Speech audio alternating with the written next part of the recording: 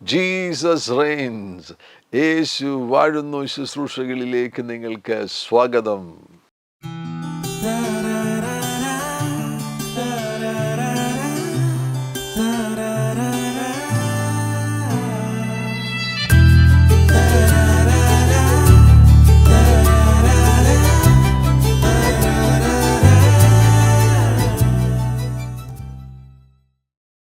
അച്ചടക്കമുള്ള ഒരു ജീവിതം നയിക്കുക, ജീവിത വിജയം സുനിശ്ചിതം. സെൽഫ് ഡിസിപ്ലിൻ, ചിട്ടയുള്ള ജീവിതം, ശിക്ഷണമുള്ള ജീവിതം. മലയാളത്തിലെ പരിഭാഷ, ഡിസിപ്ലിൻ എന്ന വാക്കിൻ്റെ പരിഭാഷ, യഥാർത്ഥത്തിലുള്ള ആ അർത്ഥം നൽകിത്തരുമോ എന്ന് വ്യക്തമല്ല. അച്ചടക്കമുള്ള, ചിട്ടയുള്ള, ഡിസിപ്ലിനുള്ള, സെൽഫ് ഡിസിപ്ലിനുള്ള ഒരു ജീവിതം നയിക്കുകയാണ് എങ്കിൽ അവരാണ് ജീവിതത്തിൽ ലക്ഷ്യസ്ഥാനങ്ങളിൽ എത്തിച്ചേരുവാൻ പോകുന്നത്. ദൈവം അവർക്ക് വച്ചിരിക്കുന്ന ഡെസ്റ്റിനിയിൽ എത്തിച്ചേരുന്നത് സെൽഫ് ഡിസിപ്ലിൻ ഉള്ളവരാകുന്നു. സെൽഫ് ഡിസിപ്ലിൻ്റെ കസിനാണ് സെൽഫ് കൺട്രോൾ. അച്ചടക്കത്തിൻ്റെ സഹോദരനാണ് ആത്മനിയന്ത്രണം, ഇന്ദ്രിയ ജയം. ബൈബിൾ ഭാഷയാണെങ്കിൽ ഇന്ദ്രിയ ജയം, ആത്മസംയമം, ആത്മനിയന്ത്രണം, ഇന്ദ്രിയ ജയം, ആത്മസംയമം ഒക്കെ ഉള്ളവർ, അവർ സെൽഫ് ഡിസിപ്ലിൻ, അവർക്ക് ജീവിതത്തിൽ അച്ചടക്കം കൊണ്ടുവരുവാൻ, ചിട്ട കൊണ്ടുവരുവാൻ കഴിയും. അങ്ങനെയുള്ളവരാണ് ജീവിത വിജയം നേടുന്നത്. ചില വാക്യങ്ങൾ ശ്രദ്ധിക്കുക. മലയാളത്തിൽ ആ പരിഭാഷ കൃത്യമായിട്ട് വന്നിട്ടില്ല. ഇംഗ്ലീഷിലും ഒരു ട്രാൻസ്ലേഷനിൽ പറഞ്ഞിരിക്കുന്ന ഒരു വാക്യം ഞാൻ നിങ്ങളുടെ ശ്രദ്ധയിൽ കൊണ്ടുവരുന്നു.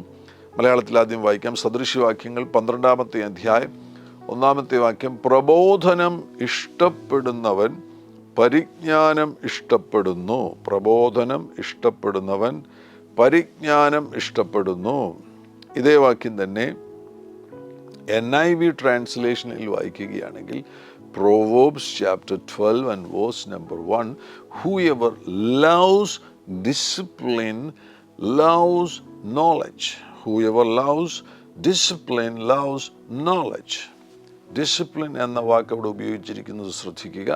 അച്ചടക്കത്തെ സ്നേഹിക്കുന്നവൻ, ചിട്ടയുള്ള ജീവിതം നയിക്കണമെന്ന് ആഗ്രഹിക്കുന്നവൻ, ആ വ്യക്തിയാണ് പരിജ്ഞാനിയായി തീരുന്നത്. അച്ചടക്കമുള്ള ഒരു ജീവിതം നയിക്കുവാൻ കർത്താവ് നമ്മെക്കുറിച്ച് ആഗ്രഹിക്കുന്നു. ചിട്ടയുള്ള ഒരു ജീവിതം. പൗലോസിൻ്റെ അനുഭവം ശ്രദ്ധിക്കുക. 1 കൊരിന്ത്യർ അതിൻ്റെ 9-ാമത്തെ അധ്യായം 27-ാമത്തെ വാക്യം ശ്രദ്ധിക്കുക. മറ്റുള്ളവരോട് പ്രസംഗിച്ച ശേഷം ഞാൻ തന്നെ കൊള്ളരുതാത്തവനായി പോകാതിരിക്കേണ്ടതിന് എൻ്റെ ശരീരത്തെ ദണ്ഡിപ്പിച്ചെന്ന് മലയാളത്തിൽ നിന്നിരിക്കുന്നത് അത് പരിഭാഷയിൽ വന്ന തെറ്റാണ്. എൻ്റെ ശരീരത്തെ ചിട്ടയുള്ളതാക്കി ഞാൻ തീർക്കുന്നു, അച്ചടക്കമുള്ളതാക്കി ഞാൻ തീർക്കുന്നു എന്നായിരുന്നു അവിടെ വരേണ്ടിയിരുന്നത്.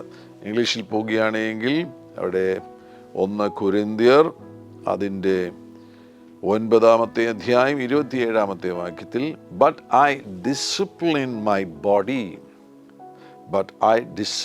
my body and bring it into subjection, lest when I have preached to others, I myself should become disqualified.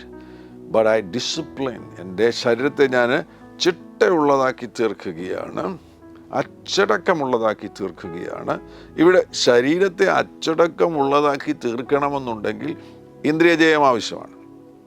അതിനുശേഷം ഞാൻ എൻ്റെ ശരീരത്തെ എൻ്റെ ആത്മാവിൻ്റെ അധീനതയിൽ കൊണ്ടുവരുന്നു, സബ്ജക്ഷനിൽ കൊണ്ടുവരുന്നു. എൻ്റെ ആത്മാവാണ്, എൻ്റെ വ്യക്തിത്വത്തിൽ എൻ്റെ ആത്മാവാണ് നേതൃത്വം കൊടുക്കുന്നത്. അതിനാൽ ശരീരത്തെ ഞാനൊരു ഉപകരണമായി ഉപയോഗിക്കുമ്പോൾ ഞാൻ എൻ്റെ ശരീരത്തെ ഡിസിപ്ലിൻ ചെയ്യുകയാണ്. ആ ഡിസിപ്ലിൻ ചെയ്തതുകൊണ്ടാണ് പൗലോസിന് ശ്രേഷ്ഠമാകുന്ന നിലകളിൽ ദൈവരാജ്യത്തിൽ പ്രയോജനപ്പെടുവാൻ കഴിഞ്ഞത്. അനേകം വാക്യങ്ങളുണ്ട്, എങ്കിലും മലയാളത്തിൽ ആ പരിഭാഷ, ആ പരിഭാഷ നടക്കുന്ന സന്ദർഭത്തിൽ അങ്ങനെ ഒരു സാധാരണമായി ഉപയോഗിക്കുന്ന വാക്കുകളായിരുന്നു എന്ന് തോന്നുന്നില്ല. അച്ചടക്കം, ചിട്ട, ഇങ്ങനെയുള്ള വാക്കുകൾ ആ സമയങ്ങളിൽ ഉണ്ടായിരുന്നുവോ? ഏകദേശം 100-ലധികം വർഷങ്ങൾ കഴിഞ്ഞില്ലേ മലയാളം ബൈബിളിൻ്റെ പരിഭാഷ കഴിഞ്ഞിട്ട്? അതേ മലയാളം തന്നെയാണ് ഉപയോഗിക്കുന്നത്. ഇന്ന് മലയാള ഭാഷയ്ക്ക് ഒത്തിരി മാറ്റം വന്നിട്ടുണ്ടല്ലോ. തീത്തോസിൻ്റെ ലേഖനം 1-ാമത്തെ അധ്യായം 8-ാമത്തെ വാക്യത്തിൽ പോകുമ്പോൾ, അതിഥിപ്രിയനും സൽഗുണപ്രിയനും സുബോധശീലനും നീതിമാനും നിർമ്മലനും ജിതേന്ദ്രിയനും പത്യോപദേശത്താൽ പ്രബോധിപ്പിപ്പാനും വിരോധികൾക്ക് ബോധം വരുത്തുവാനും ശക്തനാകേണ്ടതിന് ഉപദേശപ്രകാരമുള്ള വിശ്വാസ്യ വചനം മുറുകെ പിടിക്കുന്നവനുമായിരിക്കണം. അധ്യക്ഷനെക്കുറിച്ച് പറയുകയാണ്. ഒരു അധ്യക്ഷനെക്കുറിച്ച് പറയുന്ന സന്ദർഭത്തിൽ ഒരുപാട് ഗുണവിശേഷങ്ങൾ ഇവിടെ പറയുന്നുണ്ട്. എന്നാൽ ഇംഗ്ലീഷിൽ ഡിസിപ്ലിൻ എന്ന വാക്കും വരുന്നുണ്ട്. ആ വ്യക്തി അതിഥിപ്രിയനായിരിക്കണം, സൽഗുണപ്രിയനായിരിക്കണം, സുബോധശീലനും നീതിമാനും നിർമ്മലനും ജിതേന്ദ്രിയനും. ആ ജിതേന്ദ്രിയൻ എന്നുള്ള വാക്കായിരിക്കാം ഡിസിപ്ലിന് വേണ്ടി മലയാളത്തിൽ ഉപയോഗിച്ചിരിക്കുന്നത്. അച്ചടക്കമുള്ളവനും ചിട്ടയുള്ളവനും, ജീവിതത്തിൽ ചിട്ടയുള്ളവനും, ജീവിതത്തിൽ എല്ലാ കാര്യങ്ങൾക്കും ഒരു ക്രമമുള്ളവനും ആത്മനിയന്ത്രണമുള്ളവനും അങ്ങനെയുള്ളവരായിരിക്കണം ഒരു അധ്യക്ഷൻ. ഒരു നേതൃത്വ സ്ഥാനത്തേക്ക് ഒരാൾ വരുവാൻ ആഗ്രഹിക്കുന്നുവെങ്കിൽ ഈ ഗുണവിശേഷങ്ങൾ ഉണ്ടായിരിക്കണം. പ്രത്യേകിച്ചും അച്ചടക്കമുള്ള ഒരു ജീവിതം, ചിട്ടയുള്ള ഒരു ജീവിതം നയിക്കണം. ചിട്ടയുള്ളൊരു ജീവിതം നയിക്കുകയാണെങ്കിൽ തീർച്ചയായിട്ടും അതിനോടുകൂടെ ചേർന്ന് ഇന്ദ്രിയ ജയം വരും, സെൽഫ് കൺട്രോൾ വരും, ആത്മനിയന്ത്രണം വരും. സദൃശവാക്യങ്ങൾ 25 അതിൻ്റെ 28-ാമത്തെ വാക്യം, ആത്മസംയമം ഇല്ലാത്ത പുരുഷൻ ഇന്ദ്രിയ ജയം അല്ലെങ്കിൽ സെൽഫ് കൺട്രോൾ, ആത്മസംയമം ഇല്ലാത്ത പുരുഷൻ മതിൽ ഇല്ലാതെ ഇടിഞ്ഞു കിടക്കുന്ന പട്ടണം പോലെയാകുന്നു. ആത്മനിയന്ത്രണമില്ലാത്ത പുരുഷൻ മതിലില്ലാതെ ഇടിഞ്ഞു കിടക്കുന്ന പട്ടണം പോലെയാകുന്നു. ഏത് പിശാചിനും ഏത് വന്യമൃഗങ്ങൾക്കും ഏത് ശത്രുവിനും കയറി വരുവാൻ കഴിയുന്ന നിലവാരത്തിൽ മതിലില്ലാത്ത പട്ടണം പോലെയാകുന്നു. മതിൽ ഇല്ലാതെ ഇടിഞ്ഞു കിടക്കുന്ന പട്ടണം പോലെയാകുന്നു. ആത്മനിയന്ത്രണം, ഇന്ദ്രിയ ജയം. 1 പത്രോസ് 4-ാമത്തെ അധ്യായം അതിൻ്റെ 7-ാമത്തെ വാക്യം, എന്നാൽ എല്ലാറ്റിൻ്റെയും അവസാനം സമീപിച്ചിരിക്കുന്നു.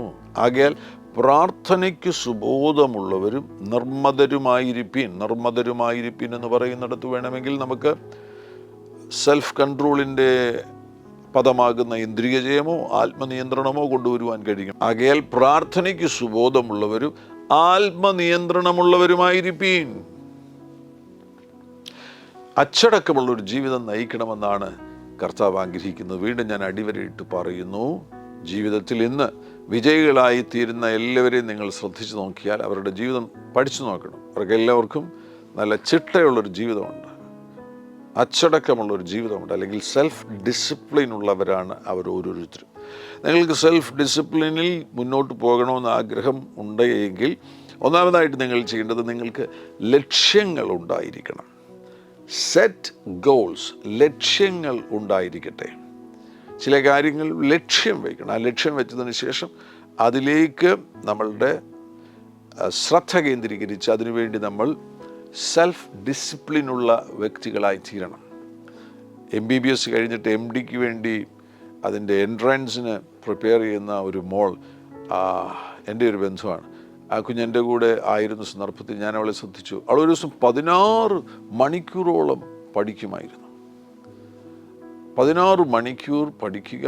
അത് ചില മാസങ്ങൾ 2-3 മാസം ഞങ്ങളുടെ കൂടെ നിന്ന് പ്രിപ്പറേഷൻസ് നടത്തുകയുണ്ടായി, പരീക്ഷയ്ക്ക് വേണ്ടി ഒരുങ്ങുകയുണ്ടായി. അപ്പോൾ ഞാൻ എല്ലാ ദിവസവും ശ്രദ്ധിക്കുന്നുണ്ട്. അവൾ പത്രം വായിക്കുവാനോ TV കാണുവാനോ ഫോണിൽ ആരോടെങ്കിലും സംസാരിക്കുവാനോ ഒന്നും സമയം കണ്ടെത്തത്തില്ല. അതിനുവേണ്ടി ഒന്നും സമയം മാറ്റി വയ്ക്കത്തില്ല. ഏകദേശം 10-ലധികം മണിക്കൂർ, ചില ദിവസങ്ങളിൽ 16 മണിക്കൂർ വരെ, 16-15 അതൊക്കെ ഒരു സാധാരണ സമയമാണ്. 16 മണിക്കൂർ വരെയും അവൾ എല്ലാ ദിവസവും കൃത്യനിഷ്ഠയോടുകൂടെ പഠിച്ചതിൻ്റെ ഫലമായിട്ടാകുന്നു MDക്ക് അഡ്മിഷൻ ലഭിച്ചത്. എൻട്രൻസ് ക്ലിയർ ചെയ്തു, MDക്ക് അഡ്മിഷൻ ലഭിച്ചു, ഇന്ന് ഡോക്ടറാണ്.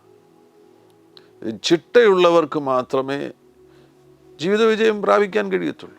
ഏത് വിജയവുമാകട്ടെ, നിങ്ങൾ 10ാം ക്ലാസ്സിൽ പഠിക്കുന്ന ഒരു വിദ്യാർത്ഥിനിയാകുന്നു എങ്കിൽ അച്ചടക്കമുള്ള ഒരു ജീവിതം നയിക്കണം. എങ്കിൽ മാത്രമേ 10ാം ക്ലാസ്സിൽ വിജയിയായി തീരാൻ കഴിയത്തുള്ളൂ. ലക്ഷ്യങ്ങളുണ്ടാകണം. മുൻപിൽ എന്താണ് ഞാൻ ചെയ്യുവാൻ പോകുന്നത്, ആ ലക്ഷ്യങ്ങൾ നേടുവാൻ വേണ്ടി ജീവിതത്തെ അച്ചടക്കമുള്ളതാക്കി തീർക്കണം. പൗലോസിൻ്റെ ഒരനുഭവം ശ്രദ്ധിക്കുക. ഫിലിപ്പിയ ലേഖനത്തിൽ അതിൻ്റെ 3-ാമത്തെ അധ്യായത്തിൽ പൗലോസ് തൻ്റെ അനുഭവങ്ങൾ പറയുന്നു. 12 മുതലുള്ള വാക്യങ്ങൾ. ലഭിച്ചു കഴിഞ്ഞു എന്നോ തികഞ്ഞവനായി എന്നോ അല്ല, ഞാൻ ക്രിസ്തുയേശുവിനാൽ പിടിക്കപ്പെട്ടിരിക്കുന്നത് കൊണ്ട് എനിക്കും അത് പിടിക്കാമോ എന്ന് വെച്ച് പിന്തുടരുന്നതേയുള്ളൂ. സഹോദരന്മാരെ, ഞാൻ പിടിച്ചിരിക്കുന്നു എന്ന് നിരൂപിക്കുന്നില്ല. ഒന്നു ഞാൻ ചെയ്യുന്നു, പിമ്പിലുള്ളതും മറന്നും മുമ്പിലുള്ളതിനാഞ്ഞും കൊണ്ട് ക്രിസ്തുയേശുവിൽ ദൈവത്തിൻ്റെ പരമവിളിയുടെ വിരുദ്ധനായി ലാക്കിലേക്കോടുന്നു. ഇതെഴുതുന്ന സമയത്ത് പൗലോസ് വളരെ ശ്രേഷ്ഠമാകുന്ന ശുശ്രൂഷയിൽ ഒരുപാട് കാര്യങ്ങൾ കർത്താവിന് വേണ്ടി ചെയ്ത ഒരു അഭിഷക്തനാണ്. എന്നാൽ ഇവിടെ വീണ്ടും പറയുകയാണ്, ഞാൻ എന്തെങ്കിലും ചെയ്തുവെന്ന് ഞാൻ നിരൂപിക്കുന്നില്ല. എനിക്കിനി ഒരുപാട് കാര്യങ്ങൾ കർത്താവിന് വേണ്ടി ചെയ്യുവാനുണ്ട്. ലക്ഷ്യമുണ്ട്. മുൻപിൽ ചില കാര്യങ്ങൾ ഇനിയും ചെയ്യുവാനുണ്ട്. സമൂഹത്തിന് പ്രയോജനമുള്ള കാര്യങ്ങൾ, ദൈവരാജ്യ സംബന്ധമായി വലിയ മാറ്റങ്ങൾ കൊണ്ടുവരുന്ന കാര്യങ്ങൾ, ചില കാര്യങ്ങൾ എനിക്ക് ചെയ്യുവാനുണ്ട്. അതിനെ ലക്ഷ്യമാക്കി മുന്നോട്ട് പോകുവാൻ പൗലോസ് തയ്യാറാകുന്നു. നിങ്ങൾക്ക് സെൽഫ് ഡിസിപ്ലിൻ നടപ്പിലാക്കണമെന്നുണ്ടെങ്കിൽ ഒന്നാമത് ലക്ഷ്യങ്ങൾ ഉണ്ടാകണം. ലക്ഷ്യങ്ങളുള്ളവരായി തീർന്നെങ്കിൽ മാത്രമേ, സെറ്റ് ഗോൾസ്, ലക്ഷ്യങ്ങളുള്ളവരായി തീർന്നുവെങ്കിൽ മാത്രമേ നിങ്ങൾക്ക് അച്ചടക്കം നടപ്പിലാക്കുവാൻ കഴിയത്തുള്ളൂ. 1 വർഷം കൊണ്ട് ഞാൻ ബൈബിൾ വായിച്ച് തീർക്കുവാൻ പോകുന്നു, 6 മാസം കൊണ്ട് ഞാൻ ബൈബിൾ വായിച്ച് തീർക്കുവാൻ പോകുന്നു. ലക്ഷ്യങ്ങളുണ്ടാകട്ടെ. കഴിഞ്ഞ ദിവസം ഞാൻ കണ്ടുമുട്ടിയൊരു പാസ്റ്ററെ കുറിച്ച് മറ്റൊരു എപ്പിസോഡിൽ ഞാൻ പറഞ്ഞല്ലോ. അദ്ദേഹത്തിന് 110 കിലോ ഉണ്ടായിരുന്നു.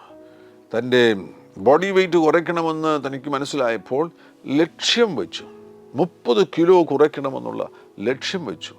അതിനുവേണ്ടി തൻ്റെ ജീവിതത്തിൽ അച്ചടക്കങ്ങളെ നടപ്പിലാക്കി, സെൽഫ് ഡിസിപ്ലിൻ കൊണ്ടുവന്നു. ഫലം എന്താണ്? ഞാൻ അദ്ദേഹത്തെ ഈ പ്രാവശ്യം കണ്ടു കഴിഞ്ഞപ്പോൾ ഒരു യൗവനം തിരികെ ലഭിച്ചതുപോലെ എനിക്ക് തോന്നി. 30 കിലോയോളം ശരീരവണ്ണം വെയിറ്റ് കുറച്ചു. ലക്ഷ്യമുണ്ട്. ആ ലക്ഷ്യം നടപ്പിലാക്കുവാൻ ജീവിതത്തിൽ ജീവിതത്തെ ഡിസിപ്ലിൻ ചെയ്തോട് കൂടെ തന്നെ ആ സെൽഫ് കൺട്രോൾ വന്നു. ഭക്ഷണത്തിൻ്റെ മേലാണ് സെൽഫ് കൺട്രോൾ വന്നത്. രാവിലെ ഇത്രയും ഭക്ഷണം മാത്രം, ഉച്ചയ്ക്ക് ഇത്രയും ഭക്ഷണം മാത്രം, വൈകുന്നേരം 6 മണി കഴിഞ്ഞാൽ പിന്നെ ഭക്ഷണം കഴിക്കുകയില്ല. അങ്ങനെയുള്ള കാര്യങ്ങൾ നിർബന്ധമായി നടപ്പിലാക്കി. ലക്ഷ്യങ്ങളുണ്ടായിരിക്കുക ഒന്ന്. രണ്ടാമതായിട്ട് സെൽഫ് ഡിസിപ്ലിൻ കൊണ്ടുവരുവാൻ വേണ്ടി ഈ മാറ്റിവയ്പ്പ്, ഓരോ കാര്യങ്ങൾ ചെയ്യുവാൻ തുടങ്ങുമ്പോൾ അത് മാറ്റിവയ്ക്കുക. നാളെ ആകട്ടെ എന്ന് പറയത്തില്ല. അതിന് ഇംഗ്ലീഷിൽ പ്രോക്രാസ്റ്റിനേഷൻ എന്ന് പറയുന്നു. പ്രോക്രാസ്റ്റിനേഷൻ ഇല്ലാതെയാക്കുക. കാലതാമസം വരുത്തുന്ന, നീട്ടിവെക്കുന്നത്, മാറ്റിവെക്കുന്നത് അവസാനിപ്പിച്ച് ഇപ്പോൾ നടപ്പിലാക്കേണ്ട കാര്യം ഇപ്പോൾ നടപ്പിലാക്കുക.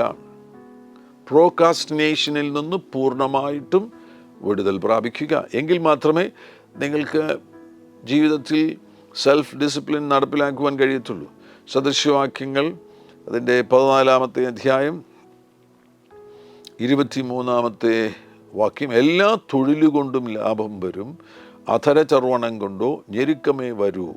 ഇംഗ്ലീഷിൽ വായിക്കുകയാണ് എങ്കിൽ NIV-യിലേക്ക് പോയി സദൃശവാക്യങ്ങൾ അതിൻ്റെ 14-ാമത്തെ അധ്യായം 23-ാമത്തെ വാക്യം വായിക്കുന്നു. 14:23. All hard work brings a profit. All hard work brings a profit. So ഇതോടെ ഞാൻ പരാമർശിക്കുവാൻ ആഗ്രഹിക്കുന്ന കാര്യമാണ്, നിങ്ങൾ കഠിനാധ്വാനികളായെങ്കിൽ മാത്രമേ നിങ്ങൾക്ക് വിജയം ലഭിക്കുകയുള്ളൂ. എന്നാൽ ആ കഠിനാധ്വാനികളാകുവാൻ വേണ്ടിയുള്ള ഒരു പ്രധാനപ്പെട്ട കാര്യമാണ് മാറ്റിവെക്കൽ. നാളെ ചെയ്യാം എന്ന് പറഞ്ഞുകൊണ്ട് മാറ്റിവെക്കുന്നത് അവസാനിപ്പിക്കുക. വിദ്യാർത്ഥികളെ ശ്രദ്ധിച്ചാൽ മതി. അവരുടെ പഠനവുമായിട്ടുള്ള ബന്ധത്തിൽ അവർ ചെയ്യുന്നൊരു പ്രധാനപ്പെട്ട കാര്യമാണ് നാളെ പഠിക്കാം. നാളെ അസൈൻമെൻ്റ് എഴുതാം. അങ്ങനെ മാറ്റിവെക്കുന്നവർ അത് അവസാനിപ്പിക്കുക. സദൃശവാക്യങ്ങൾ 27-ാമത്തെ അധ്യായം 1-ാമത്തെ വാക്യം, നാളത്തെ ദിവസം ചൊല്ലി പ്രശംസിക്കരുത്. നാളത്തെ ദിവസത്തേക്ക് കാര്യങ്ങൾ മാറ്റിവെക്കാതിരിക്കുക. യോഹന്നാൻ്റെ സുവിശേഷത്തിലേക്ക് പോകുമ്പോൾ യോഹന്നാൻ്റെ സുവിശേഷം അതിൻ്റെ 9-ാമത്തെ അധ്യായം 4-ാമത്തെ വാക്യത്തിൽ യേശു പറയുന്നു, എന്നെ അയച്ചവൻ്റെ പ്രവൃത്തി പകൽ ഉള്ളിടത്തോളം നാം ചെയ്യേണ്ടതാകുന്നു. എന്നെ അയച്ചവൻ്റെ പ്രവൃത്തി പകൽ ഉള്ളിടത്തോളം നാം ചെയ്യേണ്ടതാകുന്നു. ആർക്കും പ്രവർത്തിച്ചു കൂടാത്ത രാത്രി വരുന്നു. ഇന്ന് ചെയ്യേണ്ട കാര്യം ഇന്ന് ചെയ്തോണം. അടുത്ത ദിവസം ചെയ്യാം എന്ന് കരുതി കഴിഞ്ഞാൽ നിങ്ങൾക്ക് പ്രവർത്തിക്കാൻ കഴിയുകയില്ല. ആർക്കും പ്രവർത്തിച്ചു കൂടാത്ത രാത്രി വരുന്നു. അന്നേരം അത് നടക്കത്തില്ല. ഇപ്പം ചെയ്യാനുള്ള കാര്യങ്ങൾ ഇപ്പം ചെയ്തോണം. മാറ്റിവെക്കൽ, കാലതാമസം, അതിൽ നിന്ന് പൂർണ്ണമായിട്ടും സ്വതന്ത്രരായെങ്കിൽ മാത്രമേ സെൽഫ് ഡിസിപ്ലിൻ നടപ്പിലാക്കാൻ കഴിയത്തുള്ളൂ. ലൂക്കോസിൻ്റെ സുവിശേഷം അതിൻ്റെ 13-ാമത്തെ അധ്യായം 32-ാമത്തെ വാക്യത്തിൽ യേശു പറയുന്നത് ശ്രദ്ധിക്കുക, നിങ്ങൾ പോയി ആ കുറുക്കനോട് ഞാൻ ഇന്നും നാളെയും ഭൂതങ്ങളെ പുറത്താക്കുകയും രോഗശാന്തി വരുത്തുകയും 3-ാം നാളിൽ സമാപിക്കുകയും ചെയ്യും. അപ്പോൾ ഇന്ന് ഞാൻ ചെയ്യേണ്ട കാര്യം നാളത്തേക്ക് ഞാൻ മാറ്റിവെക്കുകയില്ല. ഇന്നും ഞാൻ പ്രവർത്തിക്കാൻ പോവുകയാണ്, നാളെയും ഞാൻ പ്രവർത്തിക്കാൻ പോവുകയാണ്. എന്നെ ഏൽപ്പിച്ച കാര്യമല്ല, അതാത് സമയത്ത് ഞാൻ ചെയ്യാൻ പോവുകയാണ്. എൻ്റെ പ്രവൃത്തിയെ തടയുവാൻ ഹെരോദാവേ നിനക്ക് കഴിയുകയില്ല.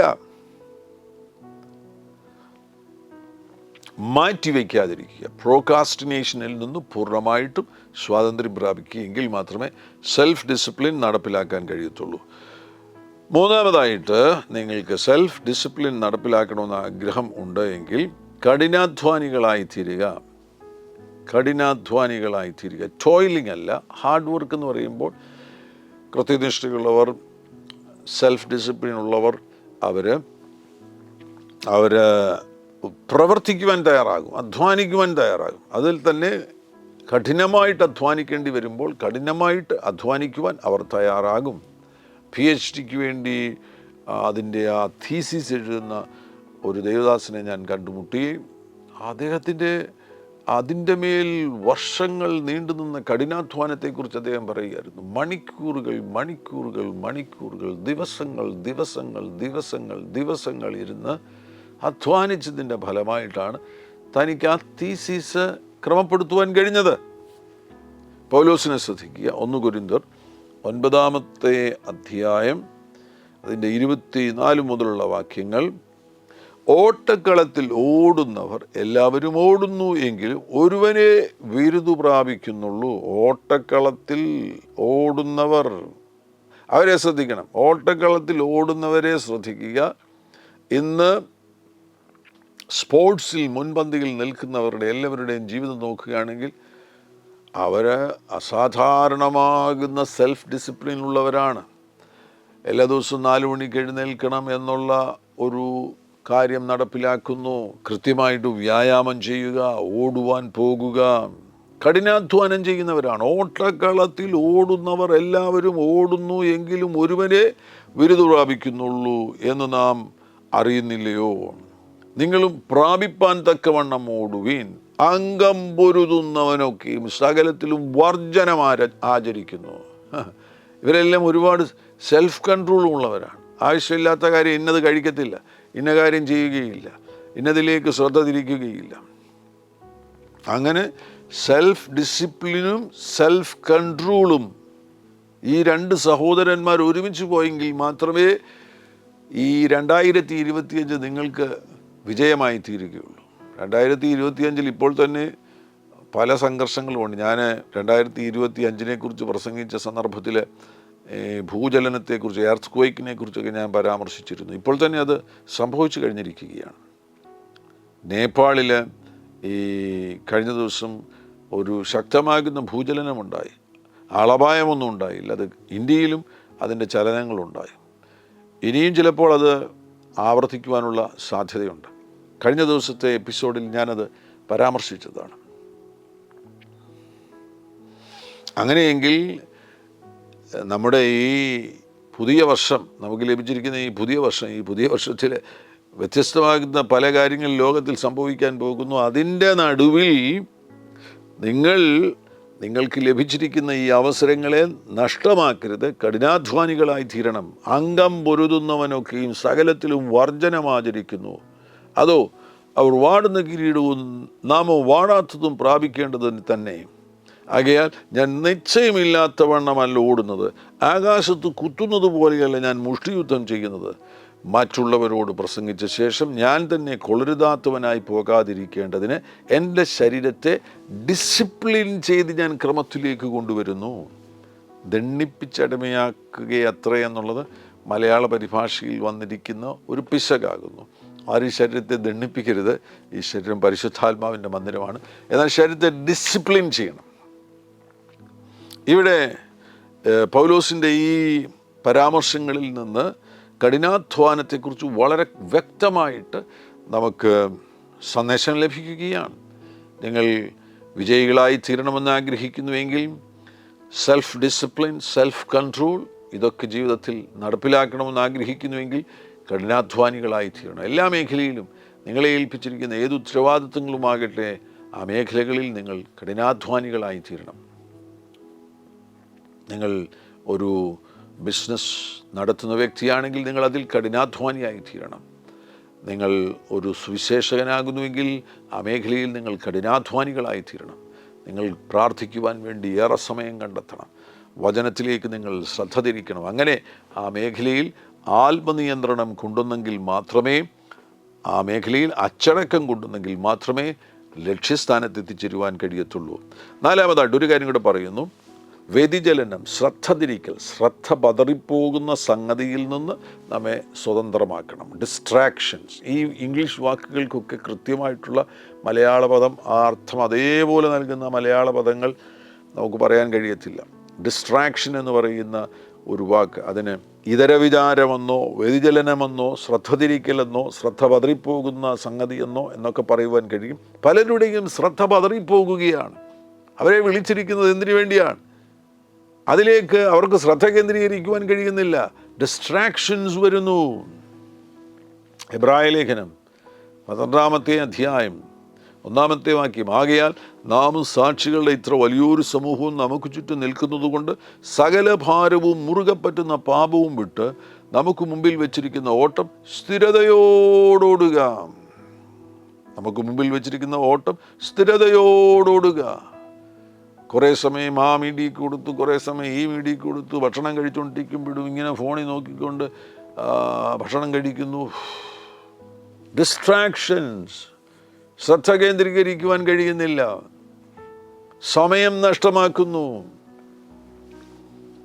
നിങ്ങളുടെ ജീവിതത്തെ ക്രമത്തിലേക്ക് കൊണ്ടുവരിക. ആവശ്യമില്ലാത്ത കാര്യങ്ങളിൽ നിന്നെല്ലാം സ്വതന്ത്രമാകുക. നിങ്ങൾ മീഡിയ ശ്രദ്ധിക്കുന്നവരാകുന്നുവെങ്കിൽ നിങ്ങളുടെ ആവശ്യത്തിന് വേണ്ടി ഒരു ദിവസം കൃത്യമായിട്ട് ഇത്ര സമയം, ഒരു അരമണിക്കൂർ മാത്രം ഞാനൊരു പ്രസംഗം കേൾക്കും. ബാക്കിയുള്ള സമയങ്ങളിൽ എന്നെ ഏൽപ്പിച്ചിരിക്കുന്ന ഉത്തരവാദിത്തങ്ങളിൽ ഞാൻ കർത്താവിൽ ആശ്രയിച്ച്, ദൈവത്തിൽ ആശ്രയിച്ച് ഞാൻ ശ്രദ്ധ കേന്ദ്രീകരിക്കാൻ പോകുകയാണ്. അതല്ലാതെ ആവശ്യമില്ലാതെ അതിന് ലൈക്ക് ചെയ്ത്, ഇതിന് പോസ്റ്റ്, ഈ പോസ്റ്റിന് കമൻ്റ് എഴുതി എന്തിനാ ഈ സമയം നിങ്ങൾ വെറുതെ കളയുന്നത്? നിങ്ങളുടെ ശ്രദ്ധ പതറിപ്പോകരുത്. പല കാര്യങ്ങളിൽ ശ്രദ്ധ പതറിപ്പോകരുത്. ചിലർക്ക് ഉത്തരവാദിത്വം ദൈവം കൊടുത്തിരിക്കുന്നത് അവരുടെ ജീവിതത്തെ കർത്താവിൽ തന്നെ ശ്രദ്ധ കേന്ദ്രീകരിച്ച് മറ്റൊന്നിലേക്കും ശ്രദ്ധ പതറിപ്പോകാതെ അവരെ ഏൽപ്പിച്ചിരിക്കുന്ന ശുശ്രൂഷയിൽ മാത്രം ശ്രദ്ധ കേന്ദ്രീകരിച്ച് മുന്നോട്ട് പോകുവാൻ വേണ്ടിയാണ്. അതിലേക്ക് ശ്രദ്ധ കേന്ദ്രീകരിക്കുവാൻ കഴിയാതെ ചിലർ പണത്തിലേക്ക് ശ്രദ്ധ കേന്ദ്രീകരിക്കുന്നു, പ്രസിദ്ധിയിലേക്ക് ശ്രദ്ധ കേന്ദ്രീകരിക്കുന്നു, പെരുമ ഇതിൻ്റെ പുറകെ ഓടിപ്പോകുന്നു. പോയില്ലേ? നിന്റെ ദൗത്യം എന്താണെന്ന് നീ മനസ്സിലാക്കുക. നിന്നെ ദൈവം എന്താണ് ഏൽപ്പിച്ചിരിക്കുന്നത്, അതിൽ ശ്രദ്ധ കേന്ദ്രീകരിക്കുക. 1 തിമോത്തിയോസിന് എഴുതിയ 1-ാമത്തെ ലേഖനം അതിൻ്റെ 18-ാമത്തെ വാക്യം കൂടെ വായിക്കുന്നു. മകനെ തിമോത്തിയോസേ, നിന്നെക്കുറിച്ച് മുമ്പുണ്ടായ പ്രവചനങ്ങൾക്കൊത്തവണ്ണം ഞാൻ ഈ ആജ്ഞ നിനക്ക് ഏൽപ്പിക്കുന്നു. നീ വിശ്വാസവും നല്ല മനസാക്ഷിയും ഉള്ളവനായി അവയെ അനുസരിച്ച് നല്ല യുദ്ധസേവ ചെയ്യുക. ചിലർ നല്ല മനസാക്ഷി തള്ളിക്കളഞ്ഞിട്ട് അവരുടെ വിശ്വാസക്കപ്പൽ തകർന്നു പോയി. ചിലർ ഡിസ്ട്രാക്റ്റഡായി പല കാര്യങ്ങളിലേക്ക് അവരുടെ ശ്രദ്ധ പതറിപ്പോയി. അതിൻ്റെ ഫലമായിട്ട് അവരുടെ വിശ്വാസക്കപ്പൽ തകർന്നുപോയി. എന്നാൽ മകനെ തിമോത്തിയോസേ, നിന്നെക്കുറിച്ച് മുമ്പുണ്ടായ പ്രവചനങ്ങൾക്കൊത്തവണ്ണം ഞാൻ ഈ ആജ്ഞ നിനക്ക് ഏൽപ്പിക്കുന്നു. നീ വിശ്വാസവും നല്ല മനസ്സാക്ഷിയും ഉള്ളവനായി അവയെ അനുസരിച്ച് നല്ല യുദ്ധസേവ ചെയ്യുക. ഒരുമിച്ച് പ്രാർത്ഥിക്കാം. പരിശുദ്ധ പിതാവേ, യേശു ക്രിസ്തുവിൻ നാമത്തിൽ ഈ ശബ്ദം കേൾക്കുന്ന ഓരോരുത്തരും സെൽഫ് ഡിസിപ്ലിൻ ഉള്ളവരായി തീരട്ടെ. സെൽഫ് ഡിസിപ്ലിനോടുകൂടെ തന്നെ സെൽഫ് കൺട്രോൾ ഉള്ളവരായി തീരട്ടെ. കർത്താവെ, നല്ല ചിട്ടയുള്ളൊരു ജീവിതം നയിക്കുവാൻ ഈ പ്രിയപ്പെട്ടവരെ സഹായിക്കണമേ. ആത്മനിയന്ത്രണമുള്ളൊരു ജീവിതം നയിക്കുവാൻ, ഇന്ദ്രിയ ജയമുള്ളൊരു ജീവിതം നയിക്കുവാൻ ഈ പ്രിയപ്പെട്ടവരെ സഹായിക്കണമേ എന്ന് പ്രാർത്ഥിക്കുകയാണ്. അവരെക്കുറിച്ചുള്ള ദൈവോദ്ദേശങ്ങൾ മുഴുവൻ പൂർത്തീകരണത്തിലേക്ക് കൊണ്ടുവരുവാൻ വേണ്ടി പ്രത്യേകമാകുന്നൊരു അഭിഷേകത്തെ ഇപ്പോൾ പകരണമേ എന്ന് പ്രാർത്ഥിക്കുന്നു. അങ്ങയുടെ ജനത്തെ ഞാൻ ബ്ലസ് ചെയ്ത് പ്രാർത്ഥിക്കുകയാണ്. ഈ ശബ്ദം കേൾക്കുന്നവർ, ശാരീരിക രോഗം അനുഭവിക്കുന്നവർ ഈ സമയത്ത് തന്നെ എന്നോട് ചേർന്ന് പ്രാർത്ഥിക്കുക. യേശു നിങ്ങളെ തൊടുന്നു. യേശുവിൻ നാമത്തിൽ ശരീരത്തിലുള്ള രോഗബന്ധനങ്ങൾ അഴിയട്ടെ. ജോയിൻസിലുള്ള പെയിൻ യേശുവിൻ നാമത്തിൽ അപ്രത്യക്ഷമാകട്ടെ. യേശുവിൻ നാമത്തിൽ സ്കിൻ ഡിസീസ് ഇപ്പോൾ സൗഖ്യമാകട്ടെ. സോറിയാസിസ് യേശുവിൻ നാമത്തിൽ സൗഖ്യമാകട്ടെ, സൗഖ്യമാകട്ടെ. അത്ഭുത സൗഖ്യങ്ങൾ സംഭവിക്കട്ടെ. അങ്ങ് അത്ഭുതങ്ങളെ ചെയ്യുന്നതിനായി സ്തോത്രം ചെയ്യുന്നു. അങ്ങയുടെ ജനത്തെ യേശുവിൻ നാമത്തിൽ ഞാൻ സൗഖ്യമാക്കി പ്രാർത്ഥിക്കുന്നു. ജോലിയില്ലാത്തവർക്ക് വേണ്ടി കർത്താവേ വഴികളെ തുറക്കണമേ. അവർക്ക് വേണ്ടി വഴികളെ തുറക്കണമേ, വഴികളെ തുറക്കണമേ. സാമ്പത്തിക ബുദ്ധിമുട്ടുകളിലൂടെ കടന്നു പോകുന്നവരെ ഉദ്ധരിക്കണമേ. യേശുവിൻ നാമത്തിൽ വലിയൊരു സ്വാതന്ത്ര്യത്തെ ഞാൻ റിലീസ് ചെയ്യുന്നു. കുഞ്ഞുങ്ങളുടെ വിവാഹം നടന്നിട്ടില്ലാത്തവർ യേശുവിൻ നാമത്തിൽ അവർക്ക് വേണ്ടി വഴികളെ തുറക്കണമേ.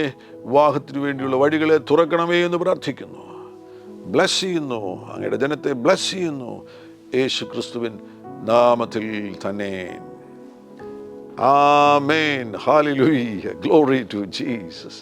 ഈ ശബ്ദം കേട്ട നിങ്ങളെ എല്ലാവരെയും കർത്താവാകുന്ന യേശു സമർത്ഥമായി അനുഗ്രഹിക്കട്ടെ. ഈ എപ്പിസോഡ് മറ്റുള്ളവരുമായിട്ട് പങ്കുവയ്ക്കുവാൻ നിങ്ങൾ തയ്യാറാകണം. മാത്രവുമല്ല, ഈ ചാനൽ ഇതുവരെയും നിങ്ങൾ സബ്സ്ക്രൈബ് ചെയ്തിട്ടില്ല എങ്കിൽ ദയവായിട്ട് ഓർപ്പിക്കുന്നു, സബ്സ്ക്രൈബ് ചെയ്യുവാൻ വിനയപരിശ്രമം ഓർപ്പിക്കുന്നു. കർത്താവാകുന്ന യേശു ക്രിസ്തു നിങ്ങളുടെ കൂടെയിരിക്കും. God bless you. ആമേൻ.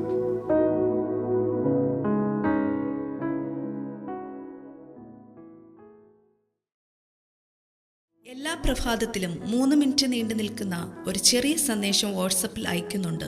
നിങ്ങൾക്കത് ലഭിക്കണമെന്ന ആഗ്രഹമുണ്ടെങ്കിൽ സ്ക്രീനിൽ കാണുന്ന നമ്പറിൽ ഒരു മെസ്സേജ് അയയ്ക്കുക. ഞങ്ങളുടെ ഓൺലൈൻ റേഡിയോ ആയ ജീസസ് റെയിൻസ് റേഡിയോയുടെ ആപ്പ് ഇതുവരെയും ഡൗൺലോഡ് ചെയ്തിട്ടില്ല എങ്കിൽ പ്ലേ സ്റ്റോറിലും ആപ്പ് സ്റ്റോറിലും ലഭ്യമാണ്. ജീസസ് റെയിൻസ് റേഡിയോ എന്ന് ടൈപ്പ് ചെയ്ത ശേഷം സെർച്ച് ചെയ്യുക. ആപ്പ് നിങ്ങൾ ഇപ്പോൾ തന്നെ ഡൗൺലോഡ് ചെയ്താലും. എല്ലാ പ്രഭാതത്തിലും 4 മണിക്ക് ടങ്സ് പ്രെയർ ഉണ്ടായിരിക്കുന്നതാണ്. നിങ്ങളുടെ ആത്മീയ വർധനവിനായി ദയവായി സൂമിൽ ജോയിൻ ചെയ്താലും. മീറ്റിംഗ് ID സ്ക്രീനിൽ നിങ്ങൾക്ക് ലഭ്യമാണ്. അതോടൊപ്പം തന്നെ എല്ലാ ബുധനാഴ്ചയും രാത്രി 10 മുതൽ 1 മണി വരെ നൈറ്റ് പ്രെയർ ഉണ്ടായിരിക്കുന്നതാണ്. നമുക്ക് ഒരുമിച്ച് രാജ്യങ്ങൾക്ക് വേണ്ടി പ്രാർത്ഥിക്കാം. ദയവായി സൂമിൽ ജോയിൻ ചെയ്താലും. ഈ യൂട്യൂബ് ചാനൽ നിങ്ങൾ ഇതുവരെയും സബ്സ്ക്രൈബ് ചെയ്തിട്ടില്ല എങ്കിൽ ഇപ്പോൾ തന്നെ സബ്സ്ക്രൈബ് ചെയ്യുക. ശേഷം ബെൽ ബട്ടൺ അമർത്താൻ മറക്കല്ലേ. ഈ സന്ദേശം മറ്റുള്ളവരിലേക്ക് അനുഗ്രഹമാകാൻ ഷെയർ ചെയ്താലും.